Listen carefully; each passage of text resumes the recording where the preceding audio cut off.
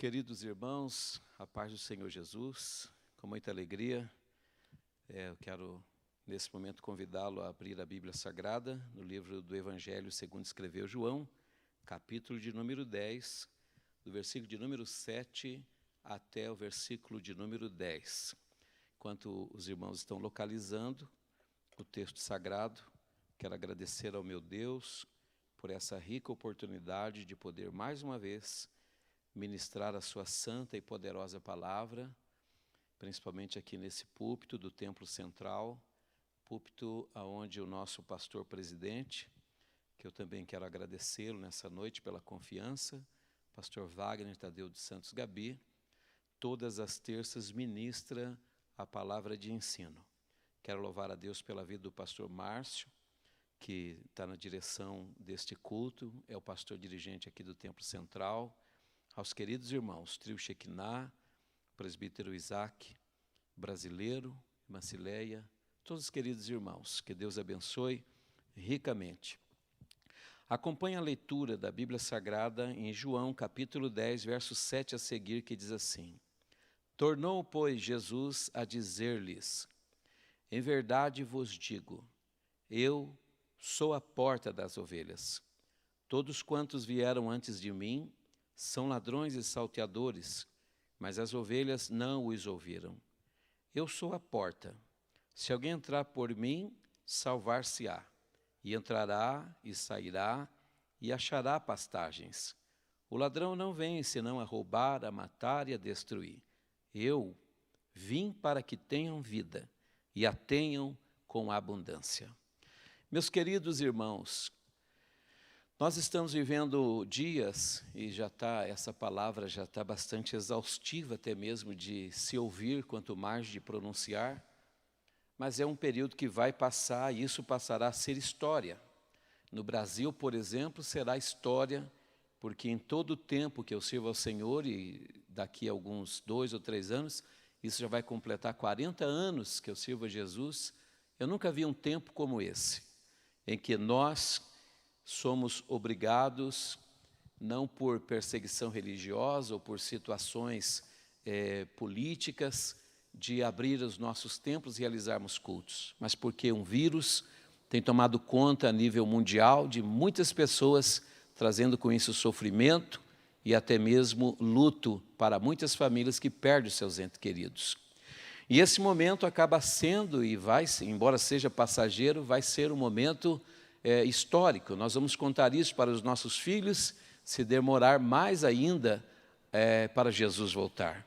Mas eu estava pensando hoje, enquanto meditava na palavra de Deus, sobre esse assunto tão palpitante e temeroso de muitas pessoas, que é chamado morte. Essa doutrina da morte, chamada tanatologia, que estuda sobre a morte, ela é, na verdade, um desafio para todos os seres humanos que não conhecem Jesus.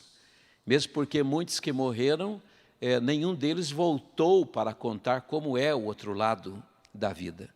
Então, pessoas temem a morte por isso. Mas para nós que somos igreja de Jesus e que conhecemos a palavra do Senhor, a morte é um veículo que nos conduz à presença de Deus. E o Senhor Jesus nos recomenda para que não tenhamos medo, inclusive da morte. Eu preguei esse tempo atrás sobre alguns lugares que Jesus foi à nossa frente. E um dos lugares que ele foi à nossa frente foi ao encontro da própria morte. A Bíblia relata 7 ressurreições, 4 no Novo Testamento e 4 realizadas por Jesus. 3 na vida de pessoas e uma, ele mesmo, confrontando com a morte lá no lar da morte. Mesmo porque o texto de João diz, quando ele fala, eu sou o bom pastor e eu mesmo dou a minha vida. Ninguém tem poder de tirar a minha vida. Eu mesmo dou e eu torno a tomá-la. Então, esse assunto, queridos irmãos, que nós meditamos aqui nessa noite e lemos, nós vemos e descobrimos um coração de Deus. Eu quero descortinar para você o coração de um Deus que quer promover vida para você.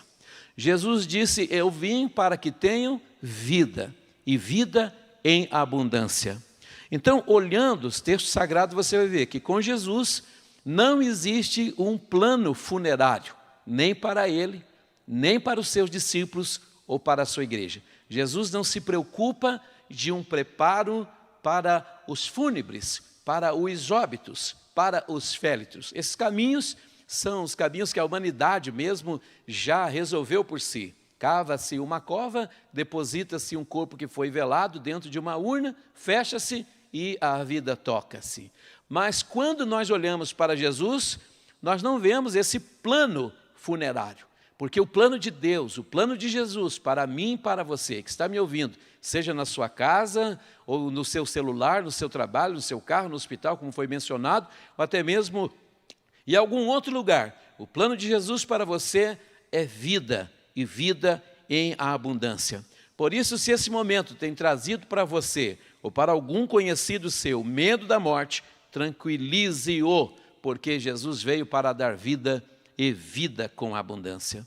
A Bíblia Sagrada vai falar sobre a igreja. Jesus é o que primeiro pronuncia a palavra igreja. Igreja, lá no livro de Mateus capítulo 16, versículo 18, Jesus usa esta palavra dizendo, olha, a minha igreja, eu edificarei a minha igreja sobre esta rocha, falando dele, e as portas do inferno não prevalecerão contra ela. Mas a igreja de Jesus está aqui no mundo, assistindo tudo isso, vendo tudo isso, passando por isso, e alguns chorando no meio disso e sendo vítimas dessas situações que o mundo, neste ano, principalmente de 2020, está atravessando. Mas a Bíblia diz que ela está no mundo, mas ela não é do mundo. E Jesus vem para buscá-la. Ele diz assim, em São João 17, verso 14, Pai, eu dei-lhes a tua palavra, e o mundo os odiou, porque não são do mundo, assim como eu do mundo não sou. Então veja que ele vem para buscar essa igreja que está no mundo, mas não é do mundo. E se ela está no mundo, mas não é do mundo, ela precisa sair deste mundo. E ele diz em São João 14, versículo de número 3, diz assim, se eu for vos preparar lugar, virei outra vez, e vos levarei para mim mesmo, para que onde eu estiver, estejais vós também. Mas quem sabe você está me ouvindo e dizendo assim, ou pensando, mas quem é ela? Quem é esta igreja que tanto se fala? Ela tem placa? Ela é denominacional? Ela tem endereço fixo? Ela pode ser vista e reconhecida por qualquer pessoa? Em um certo sentido, sim. Não existe uma placa que possa identificá-la como única, porque a palavra de Deus chama de a igreja universal dos primogênitos de Deus. Porém, queridos irmãos, a igreja do arrebatamento, a igreja de Cristo, ela é invisível. Ela não pode ser visível numa totalidade para que identificamos, de maneira que muitos que estão não são igreja, e outros que ainda não estão, ainda serão igreja. Mas quem é a igreja? Primeiro, ela é a noiva que marcha. Segundo, ela é o sal da terra e a luz do mundo. Isso é a identidade da igreja.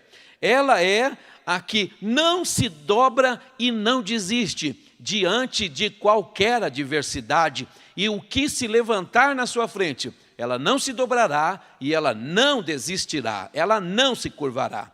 Ela é aquela que desafiou os impérios no passado e triunfou no nome do Senhor. Mas quem é a igreja? Ela é aquela que cura os enfermos, que expulsa os demônios, que tem e usa os dons do Espírito Santo, porque Deus está com ela. Ela é aquela que vence tudo e todos em nome do Senhor Jesus Cristo. Passa ano e entra ano, e passa década, e passa século, e até milênio, a igreja de Jesus continua na sua marcha triunfante. Ela é aquela que sempre venceu, desde a sua fundação, porque Jesus está diante dela. Mas Salomão, no capítulo 6 de Cantares, e verso de número 10, ele não pode nomeá-la. E ele chega a perguntar: quem é esta que aparece como a alva do dia? Formosa como a luz, brilhante como o sol, formidável e como um exército com bandeiras. Salomão, no livro de Cantares, quando compôs, ele tem esta visão, mas ele não consegue detectar quem é ela, uma vez que no Velho Testamento não existia a igreja de Cristo, existia o povo de Israel, ou o povo chamado hebreu, os escolhidos de Deus, a semente de Abraão. Mas Salomão tem uma visão, e ele vê aquela visão gloriosa e disse: quem é ela? Olha como ela parece como a alva do dia, formosa como a luz, brilhante como o sol, formidável e como um exército com bandeiras. No livro de Cantares, ainda capítulo 7, versículo 1, ele diz assim que ela é a filha de príncipe. Esta é a igreja do Senhor Jesus Cristo.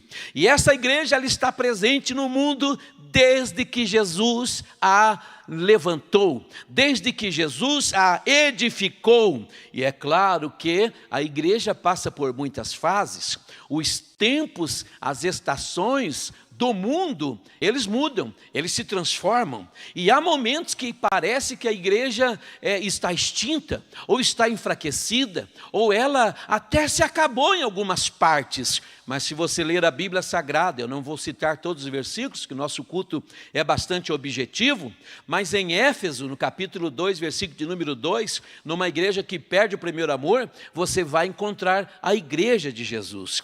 Em Esmirna, por exemplo, capítulo 2, versículo de número 10, você também vai ver ela no meio do comportamento da igreja de Esmirna. Em Apocalipse 2, verso de número 13, na cidade de Pérgamo, você também vai encontrar a igreja sendo igreja no meio daquela situação. Em Tiatira, no capítulo 2, verso 19, você também a encontrará na cidade de Tiatira. E em Sardes, por exemplo, que eu marquei um pouquinho mais, no capítulo 3, versículo de número 4, Sardes, o Senhor escreve para o anjo dizendo: eu sei que tem nomes de que vives, mas está morto. Mas em Sardes você vai encontrar ela. Diz: contudo tendes em Sardes pessoas que não se contaminaram e andarão comigo. Glória a Deus. Na cidade de Filadélfia, na igreja de Filadélfia, capítulo 3, versículo de número 8, você vai encontrar ela no meio de uma batalha, e Deus dizendo: mesmo tendo pouca força, guardaste a minha palavra e não negaste o meu nome, também eu te guardarei da hora da tentação que há de vir sobre todos os homens. Então, todas estas 6 igrejas que eu citei, você vai ver a igreja de Cristo envolvida no meio dela. Mas pregador, faltou uma. O senhor não citou aí a igreja de Laodiceia. Mas, meus irmãos, nós vivemos uma época de hoje que parece que a igreja se perdeu. E se nós olharmos para o cenário mundial e a maneira que muitos cristãos têm levado, têm cuidado, têm vivido o seu cristianismo, dá a entender que muitas cidades, a igreja de Jesus já desapareceu. Ou foram embora, ou morreram todos, ou simplesmente se desviaram. E alguns teólogos dizem que vivemos a época da igreja, se não transição de Filadélfia para Laodiceia, já alguns dizem que vivemos a época da igreja de Laodiceia. E Laodiceia, meus irmãos, o Senhor condena os anjos dizendo assim: olha, vocês aí de Laodiceia, vocês não são mais quentes, mas também vocês não são frios. Que situação daquela igreja? Era uma igreja que havia perdido o fervor, o calor do cristianismo, o calor da sua missão, mas também não tinha de todo esfriado. E o estado que ela vivia era um estado que a Bíblia chama de mornidão. E por que tudo isso? Porque a igreja de Laodiceia, primeiro, ela se achava rica. Segundo, ela se achava que ainda tinha graça. Terceiro, ela não via que ela já estava na miséria. Quarto, ela não percebeu que não passava de uma pobretona. E 5, ela também não percebeu que havia ficado cega. E 6, ela não via que estava também nu e sem roupa. E o mais agravante de tudo, estava correndo o risco de ser vomitada da boca de Deus. Mas com tudo isso, Laodiceia batia no peito e dizia assim: não temos falta de nada, não sentimos falta de nada. Aí eu penso, meu Deus, mas e agora? Como ser uma igreja num período de tantos avanços tecnológicos, de tantas facilitações de enriquecimento, de grandes condições de agregar conteúdo na sua própria vida, a ponto de deixar aquilo que era para ser fervoroso, esfriar e tornar-se morno no cotidiano de uma igreja. Mas como então não ser do mundo se faz parte de uma igreja como Laodiceia? E como ir embora deste mundo se o período é de Laodiceia? Ah, meus queridos irmãos, é que se você ler no capítulo 3, versículo de número 20, você vê a saída para a igreja daquela época, você vê a saída para a igreja laodiceiana, e a saída não estava dentro das suas riquezas, não estava dentro daquilo que ela não se sentia mais nada de ausência. A saída, o escape estava mais do lado de fora. Capítulo 3, versículo de número 20, o Senhor diz assim: eis que estou à porta e bato, e se alguém ouvir a minha voz e abrir a porta, eu entro e ceio com ele, e ele ceia comigo. Bendito seja o nome do Senhor.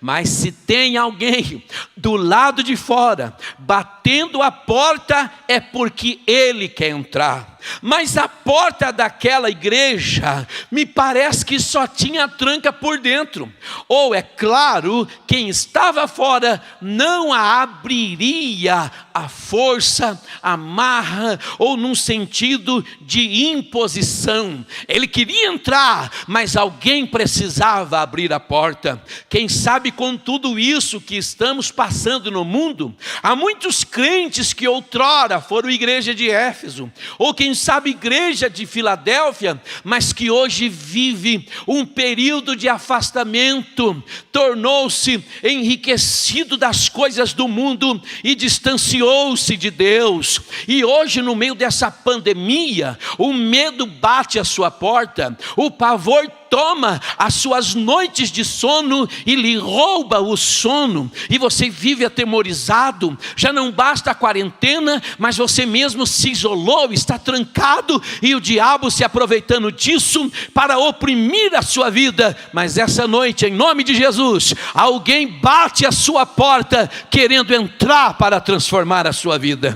Ele mesmo afirma dizendo: se alguém ouvir a minha voz e abrir a porta, eu entrarei em sua casa e cearei com ele. Ele bate a sua porta. E eu estava pensando, por isso esses versículos de João 10, verso 7 a seguir, propositalmente, quando Jesus se identifica dizendo: eu sou a porta, ou seja, ele bate a porta, mas ele também é a porta. E eu fiquei pensando, pastor Márcio, por que ele bate a porta e por que ele é a porta? E eu sei que a porta, meus irmãos, ela tem uma função. A porta faz divisão dos espaços. Ou você está dentro, ou passando a porta, você estará do lado de fora. A porta divide os espaços. Ou dentro da porta você é santo, ou fora da porta você está no mundo e vivendo como profano no mundo. A porta te mostra que se você estiver do lado de dentro, você está além da compreensão da sua própria mente de salvação. Mas se você estiver do lado de fora da porta, você estará aquém do príncipe deste mundo e de todas as coisas que o mundo está temeroso. Mas aí vem e diz assim: quem sabe esta porta tem alguém batendo, pregador, mas eu não estou ouvindo. Essa porta é acústica, porque eu não ouço mais ninguém bater a essa porta. Mas eu lhe asseguro, as batidas do Mestre do Universo você escutará, as batidas de Jesus você as ouvirá. E se ele bate a sua porta, pode abrir sem medo, porque se ele entrar, aleluia, o desespero transformar-se-á em calmaria. Se ele bater a sua porta e você deixar entrar, a morte se transformará em vida, pois ele é o príncipe da vida. Então nós dizemos, se ele bate e a tua porta está acústica, você vai escutar. Por quê? As batidas dele são diferentes. E a Bíblia fala de muitas situações que pessoas estavam do outro lado da porta e estavam numa situação muito difícil, numa situação muito triste e, por que não dizer, até mesmo uma situação já de calamidade e terminal. A Bíblia fala que Jesus tinha um amigo na cidade de Betânia. Esse amigo de Jesus chamava-se Lázaro. E Lázaro, certa ocasião, adoeceu. A Bíblia não diz de quê, a Bíblia também não diz por quê, mas ele adoeceu. E esse Lázaro, na verdade, estava longe de Jesus, mas Jesus também estava longe dele. Não era longe espiritualmente, mas era geograficamente. Jesus numa cidade, Lázaro em outra. Ele adoeceu e ele estava longe, acarretando que Lázaro morreu.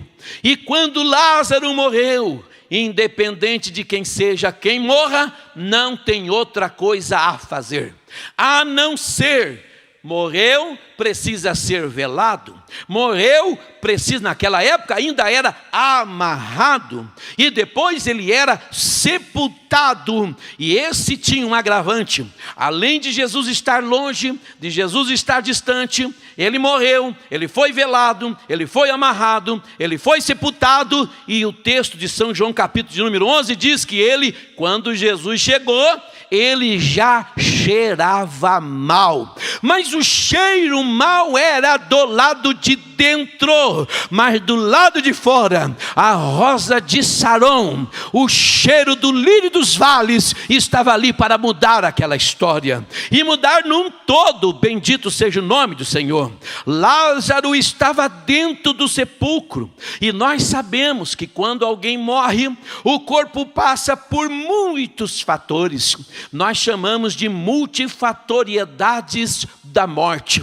O corpo se transforma, os nervos se enrijecem, a cor muda, a barriga incha, as pupilas se abrem, o sangue para de circular, o pulmão se enche de água da pleura, o sistema renal, intestinal, do fígado, da bílis, do estômago, da traqueia, o sistema respiratório entra em um colapso, o cérebro não pulsa, não existe mais formação de pensamento, e por isso não existe também nível de consciência, nem daquilo que queria, que quer ou que poderia querer no futuro. Quem está morto, humanamente falando, chegou ao ponto final de sua linha, não há nada a fazer. E Lázaro não tinha mais nada a fazer, estava dentro daquela sepultura, mas do lado de fora estava um homem que tem poder além da morte, que tem domínio dos multifatores que levam o corpo ao óbito, e também tem controle absoluto, tanto de quem está vivo, de quanto quem está morto. Por isso, na sua casa pode glorificar o nome de Jesus, porque independente da sua situação, esse Jesus que eu prego tem poder de transformar qualquer situação que você está vivendo, qualquer circunstância que você tenha vivido, e qualquer pensamento contrário, qualquer plano de Satanás será frustrado por Jesus essa noite na sua vida. Se você acredita nisso, abra o seu coração e glorifique e exalte o nome santo do Senhor Jesus. E tanto Lázaro, meus queridos irmãos, quanto os demais que morrem precisam estar do lado de dentro de uma porta, que é a porta da sepultura. Mas agora que ele está do lado de dentro para lá, do lado de fora está Jesus. E quando Jesus estava do lado de fora, Lázaro não conseguia fazer absolutamente nada. Mas quando Jesus pede para as pessoas que ali estavam, que tirasse a pedra, que arrancasse aquilo que separava ele do seu amigo Lázaro, independente da circunstância ou situação que Lázaro estava, quando aquela porta daquela sepultura, quando aquela pedra foi revolvida, então Jesus deu um brado e Lázaro saiu para fora. Oh, glória a Deus! Lázaro saiu para fora. E eu sei que muitas pessoas estão me ouvindo nesta mensagem, estão dizendo: pregador, é comigo, eu sou um Lázaro, eu era amigo de Jesus, mas as circunstâncias me fizeram adoecer, me distanciei de Jesus, e Jesus também se afastou de mim pelos pecados que eu cometia, e eu vim a óbito, e estou amarrado, e falando a verdade, estou cheirando mal. E quem está dentro da sepultura, é claro que quer sair, quer pregar, quer cantar, quer ser consagrado, quer curar, expulsar demônio, quer pisar serpente, escorpiões, mas está morto e está cheirando mal. Mas o Jesus, amigo de Lázaro, me mandou dizer aqui a você nessa noite, por esse meio de transmissão online, ele também é seu amigo, e ele vai ressuscitar-te espiritualmente, ele te dará vida novamente, e quando você sair para fora, você será desamarrado e vai poder fazer a obra do Senhor.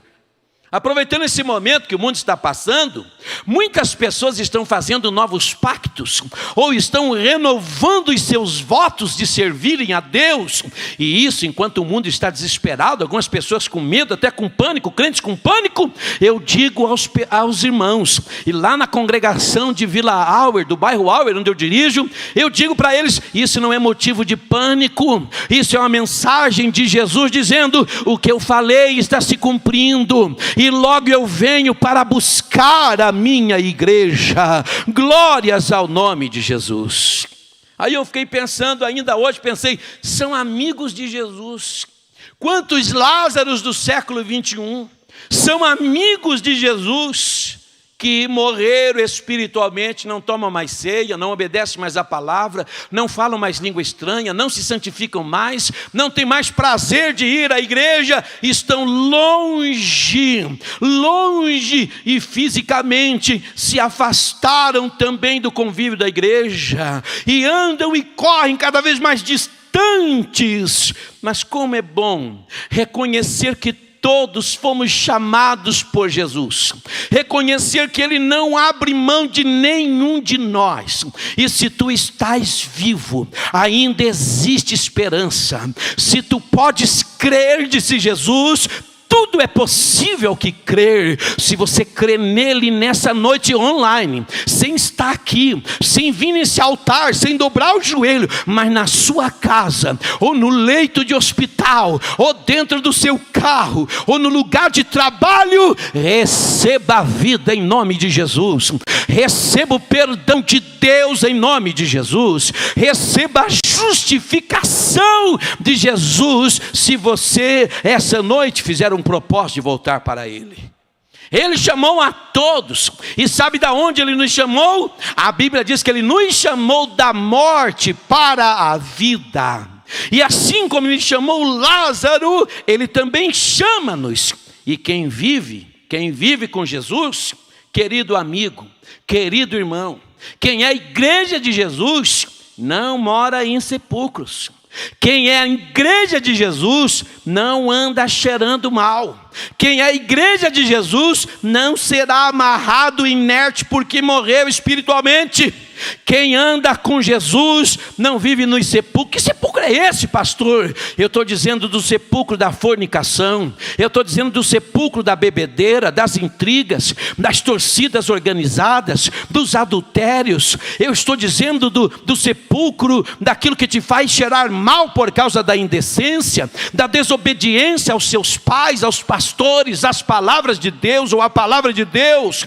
Eu estou dizendo, queridos irmãos, dos sepulcros que te afastam de Deus, que muitas alas de certos sepulcros de alas como WhatsApp, Netflix, baladas, lugares promíscuos, drogadições, pessoas que tomam partido e defendem coisas que a palavra de Deus as condena veemente. Então estás morando nesses sepulcros e acha que para você não tem mais esperança, e todo passo que você se mexe parece que você afunda mais numa areia movediça. Mas a mão salvadora de Jesus, se tu quiseres essa noite, irá te alcançar, independente aonde você estiver. Jesus tem poder para mudar a sua vida. Quem sabe alguém possa dizer, já cheira mal. Sim, porque alguém que vive na indecência, alguém que vive, meus queridos irmãos, em lugares promíscuos, alguém que vive escravo das drogas, alguém que vive em antros de prostituição, numa vida de adultérios, de intrigas, de murmuração, já está cheirando mal. E aqui na terra, ninguém tem solução para você. Mas está aqui na terra alguém que veio do céu, que nós podemos lhe anunciar. Ele sim, ele tem solução para a sua vida. E o lindo, uma vez escutei uma mensagem pregada pelo pastor Wagner aqui numa das terças-feiras, e ele dizia para nós aqui, queridos irmãos, que Deus perdoa e não lança em rosto os nossos pecados, que Deus nos levanta e não lança em rosto que nós estávamos caídos, que Deus nos torna filho e não lança em rosto que éramos filho da perdição. Então, se você nessa noite me ouve nessa palavra, entregue-se a Jesus. E quando os decretos das leis municipais e estaduais forem vigentes para que as portas dos templos se abram novamente, pastor Márcio, eu quero ver muitos filhos entrando por essa porta. Eu quero ver muitos Lázaros que estavam de trás da pedra e a sociedade dizia, está cheirando mal, estarão soltos para servirem, para adorarem, para glorificarem e exaltarem o nome de Jesus para todos sempre. Deixa eu correr aqui, queridos irmãos. É bom sabermos que pessoas aqui neste mundo, nós vemos que Jesus, ele não chama da vida para a morte. Quem chama da vida para a morte é o diabo. O diabo te chama da igreja para o mundo, da igreja para o adultério, da igreja para a bebida, da igreja para a fornicação, da igreja para a apostasia. Mas Jesus não, Jesus te chama dos piores, mais terríveis, mais distantes, mais escuros, mais deploráveis lugares. É lá que Ele nos mandou. Ele disse, ide aos valados, ide pelos atalhos, pelos caminhos das cidades, e tragam coxos, tragam cegos, tragam mancos, tragam aleijados, tragam os pobres, tragam todos que vocês encontrarem, e force-os a entrar, para que a minha casa se encha. Ele espera por você, Ele conta por você, que esse vírus Covid-19 não seja um mensageiro de morte e de assombro na sua vida, mas ele seja um mensageiro de Deus, dizendo, volte para Jesus, corra para os braços do Senhor, e com certeza terás vida abundante no Senhor. O Senhor nos chama da morte para a vida, mas o diabo, ele quer te tirar de dentro para te colocar lá fora. Sabe o que o diabo tem para a sua vida? Ele tem vícios, enganos, pecado, imoralidade, sexo ilícitos, relacionamento extraconjugais. E ele tem usado muitos métodos. Não é só hoje o pecado físico, mas também o pecado virtual. Satanás tem arrastado milhares de jovens e de cônjuges através das redes da internet e das mídias sociais, mostrando as coisas que existem lá, e as pessoas tornam-se mortos espiritualmente, tornam-se amarrados espiritualmente, e alguns cheiram maus espiritualmente. Mas Jesus, o amigo fiel, O que diz: eu sou a porta das ovelhas e vim para que vocês tenham vida e vida abundante. Esse Jesus te chama para fora. Ele te traz morto para a vida. Ele te traz preso para a liberdade. Ele te traz mal cheiroso para o cheiro do perfume de Cristo. E Ele traz inerte para uma vida de atuação na sua obra. Aí você pergunta: mas como pode ser isso, pastor? Eu não consigo. Eu me afastei tanto de Jesus, eu me distanciei tanto da palavra de Deus, que na verdade eu já fui até sepultado e realmente estou amarrado. Pois é, Lázaro também estava. E se serve de consolo para você, Jesus também ficou dentro de uma sepultura até o 3º dia. Então, pastor Márcio, Jesus entende dessa situação. Por isso que o escritor aos Hebreus diz assim: nós não temos um sacerdote humano, que não pode se apiedar de nós, mas nós temos um que ele é eterno. E ele experimentou tudo, foi tentado em tudo, embora ele nunca pecou, ele sabe tudo, então ele se apieda de nós. Então note que se seu estado é tão calamitoso quanto essas coisas, talvez que eu preguei, ou piores, ou um pouco menos, tendes alguém que já passou da sepultura e conhece que esse lugar não é um lugar para servos dele ficar. Lázaro estava na sepultura, mas não ficou. Jesus já ficou uma vez morto e foi no meu e no teu lugar, porque aquela morte não era minha, aquela morte não era dele, aquela morte era minha e era sua. E sabe o que ele fez? Sozinho ele venceu por mim e por você, porque eu jamais poderia sair daquela tumba do pecado, você jamais poderia sair do sepulcro do pecado. A condenação da separação de Deus pesava sobre nós e estávamos condenados a morrer separados de Deus a eternidade, mas ele foi lá no nosso lugar e ele entrou e fechou-se a porta sobre ele, mas ele desce até as partes mais profundas, aonde Satanás e os demônios e a morte reinava, enquanto os judeus guardavam o sábado, enquanto os seus discípulos ficavam tristes e presos no cenáculo com medo dos judeus, enquanto a promessa do Pai ainda não se cumpria, Jesus desce até as partes mais profundas. Jesus desce até um lugar que nenhum outro mortal havia descido e saído de lá.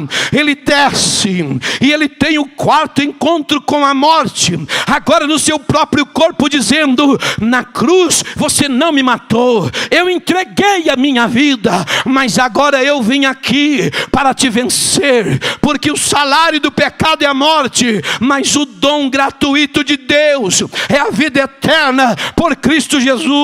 E Jesus toma do diabo a chave do inferno, toma da morte a chave da morte, e ele ressuscita. E quando ele ressuscita, ele diz: foi-me dado todo o poder nos céus e na terra, e eis que trago comigo a chave do inferno e a chave da morte. Podes viver, meu amigo, podes viver, meu querido irmão, pode sair dessa sepultura nesta noite que me ouve, ou nos dias que vão decorrer desta mensagem, porque Jesus venceu a morte que quer te dominar. Glórias ao nome do Senhor. E quando nós olhamos e vemos a situação, e talvez diga assim: não adianta mais para mim, mas ele diz: adianta. Eu estou encerrando a mensagem dizendo para você o seguinte: Jesus encontrou com a viúva de Naim. Ela levava o seu filho que estava morto, e quando ela levava o seu filho morto, a cova já estava aberta. Mas Jesus venceu a morte quando a cova estava aberta. Depois Jesus encontra Jairo, e a filha de Jairo estava em casa. Alguém disse: a menina está morta. E Jesus chega, passa pela porta, manda todo mundo sair para fora e vence a morte. E a menina ressuscita em casa. A cova ainda não estava aberta. Terceiro, Lázaro Lázaro estava morto, estava cheirando mal, mas Jesus vai, ele já tinha sido a cova aberta, ele já tinha entrado dentro, fechado a porta, mas Jesus vai lá e manda Lázaro sair para fora, e Lázaro saiu. Meu querido irmão, a morte não ganha de Jesus nunca, nem com cova aberta, nem sem cova abrir, nem com cova já ocupada com amigo de Jesus dentro. Se Jesus chegar, a situação muda. Se Jesus chegar, a morte vira vida. Se Jesus chegar, a tristeza se transforma em alegria, e ele está aí. Agora eu volto rapidamente para Laodiceia e digo: Laodiceia estava à beira da morte, mas Jesus disse: estou à porta e bato. Se alguém ouvir a minha voz, eu entro. E por que ele entra? Porque a viúva de Naim tinha a cova do menino. Jairo ia abrir a cova da menina. Lázaro já estava na cova comunitária. Mas Jesus, embora morrer foi sepultado, Jesus não tinha cova. Por quê? A cova foi emprestada de José da Arimateia, um senador.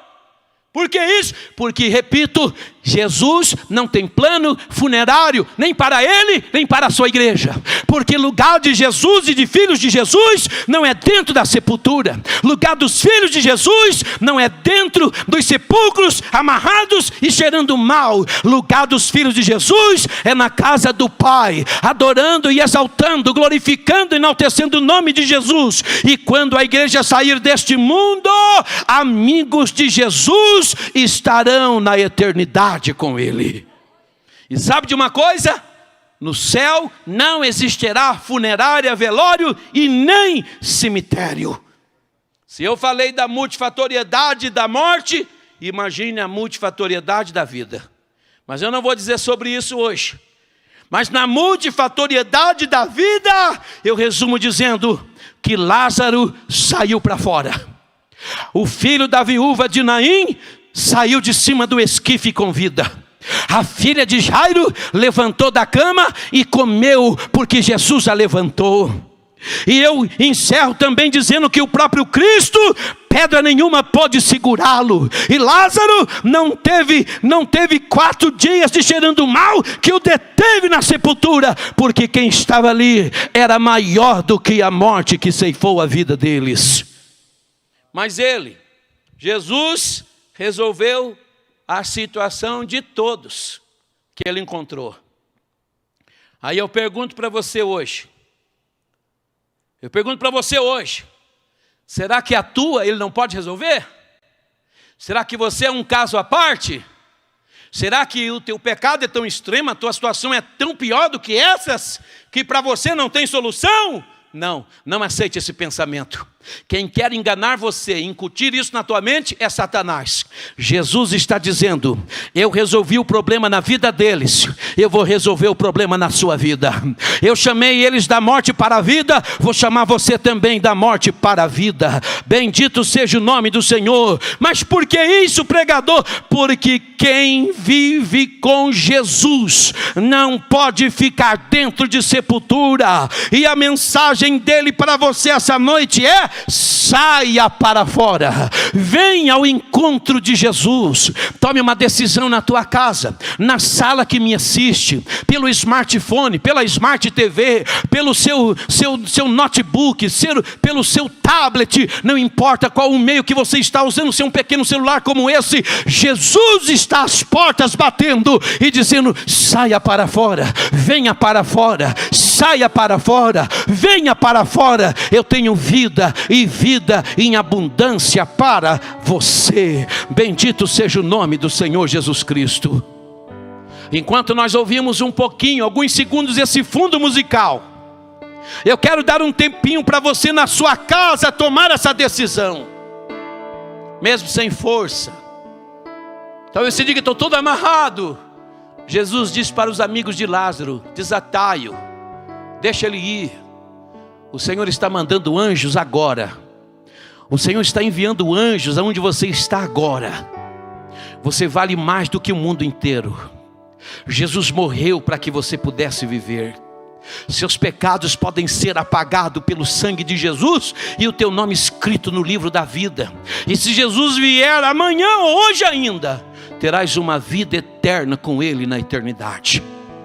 Laodiceia, a esperança para ela era: se alguém ouvir a minha voz e abrir a porta, eu entrarei em sua casa.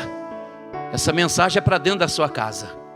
Eu sei que há pessoas, porque são centenas de pessoas que eu estou acompanhando aqui ao vivo, e eu sei que há cultos aqui que nós temos quase 200 mil pessoas, pastor Márcio, que estão conectadas, assistindo os cultos na sede, e não imaginamos aonde isso alcança depois. Mas eu sei que há pessoas chorando, em lágrimas, e uma batalha espiritual está travada agora, mas o Senhor envia anjos para te socorrer. E eu declaro que todas as cadeias estão quebradas no nome de Jesus. Todas as algemas foram rompidas, os grilhões despedaçados.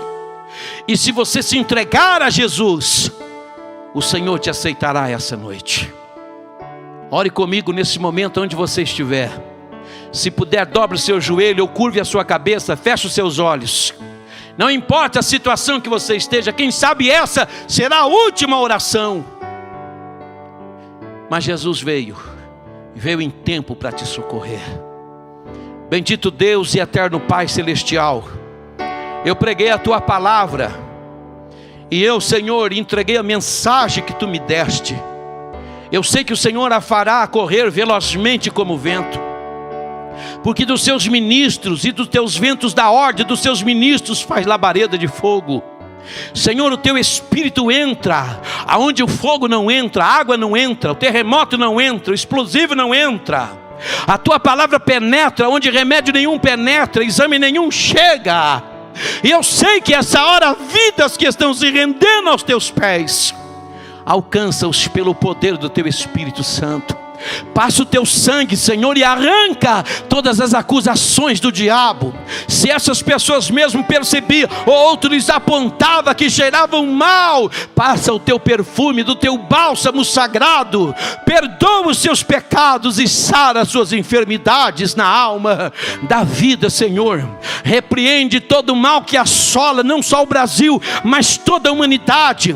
E quando isso acabar e as portas das igrejas se abrirem ou reabrirem novamente, que o teu povo entre pelas tuas portas testemunhando: eu fui alcançado pelos cultos online, eu fui alcançado porque Deus me visitou quando eu estava sozinho, achava que ninguém se preocupava, ninguém mais olhava para mim, mas Ele parou o mundo, Ele fez o evangelho chegar pela internet, Ele me visitou, me sarou, me perdoou, apagou os meus pecados e me renovou no seu Espírito Santo.